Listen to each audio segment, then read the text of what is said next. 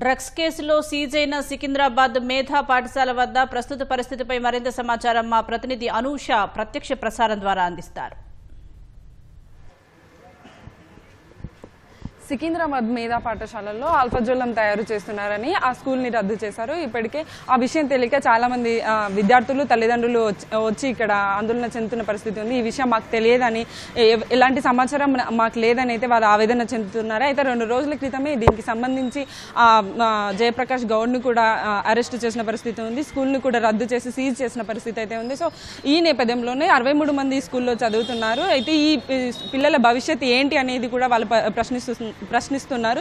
So academics మధ్యలో ఎక్కడికి వెళ్ళాలని అయితే విద్యార్థుల తల్లిదండ్రులు అయితే ఆవేదన చెందుతున్న పరిస్థితి అయితే ఉంది. సో ఈ నేపథ్యంలోనే పిల్లలని ఈ అకాడమిక్ పూర్తయ్యే వరకు కూడా వేరే పాఠశాలలో వేయాలని అయితే ఇక్కడ విద్యాశాఖ అధికారులు కూడా అనుకుంటున్నారు. అయితే ఈ నేపథ్యంలోనే మండల ఎంఈఓ ఎవరైతే ఉన్నారో ఆయన స్కూల్ యాజమాన్యంతో అయితే చర్చలు జరిపారు. దీనికి సంబంధించి మరింత సమాచారం అందించడానికి ఆయన మనతో పాటు ఉన్నారు. సరే, స్కూల్ యాజమాన్యంతో ఎలాంటి చర్చలు జరపాలి, ఈ విద్యార్థులని ఈ అకాడమిక్స్ ఎట్లా కంటిన్యూ చేయాలనుకుంటున్నారు? స్కూల్ యాజమాన్యం సంబంధించి వాళ్ళు లేరు, వాళ్ళని అరెస్ట్ చేయడం జరిగింది. అయితే ఈ పాఠశాలలో పనిచేసేటటువంటి టీచర్లతో మాట్లాడడం జరిగింది. వాళ్ళు వస్తున్నారు.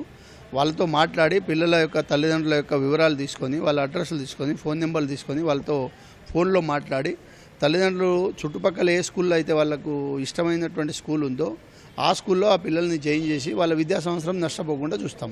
ఎంత శాతం వరకు వీళ్ళు ఫీజులు చెల్లించారు? సో వివిధ స్కూళ్ళల్లో చేర్చాలి అంటే ఆ స్కూల్ ఫీజులు కానీ అవి కానీ డిఫరెంట్గా ఉంటాయి కదా, సో దీన్ని ఎట్లా చూస్తారు? అయితే మా రూల్ ప్రకారం నెలకే ఫీజులు ఇవ్వాలి స్కూళ్ళకు.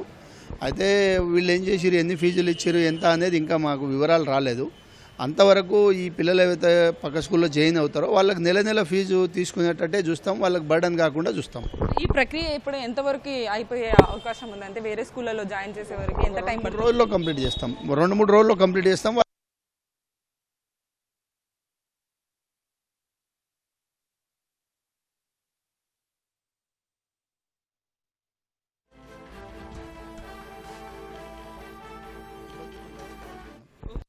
సో ఇదే ఎంఈఓ గారు చెప్తున్న విషయాలు. సో పాఠశాల యాజమాన్యంతో అయితే వాళ్ళు చర్చలు జరిపారు.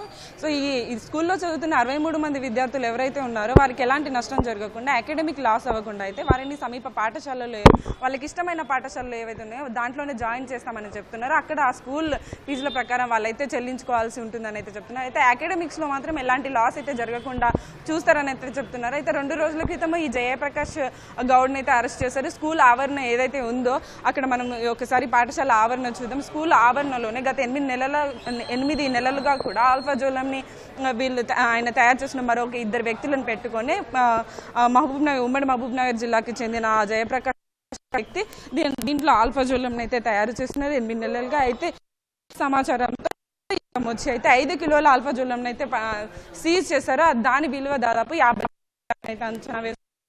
ఆయన నుంచి దీని నుంచి సంపాదించిన ఆల్ఫాజోలం నుంచి సంపాదించిన 21 లక్షల రూపాయలను కూడా తీసుకున్నట్లయితే వాళ్ళు చెప్తున్నారు. సో ఇక్కడ చూసుకున్నట్లయితే తల్లిదండ్రులకైతే సీజ్ చేసిన విషయం కానీ తెలియచేయకపోవడంతో అయితే వాళ్ళు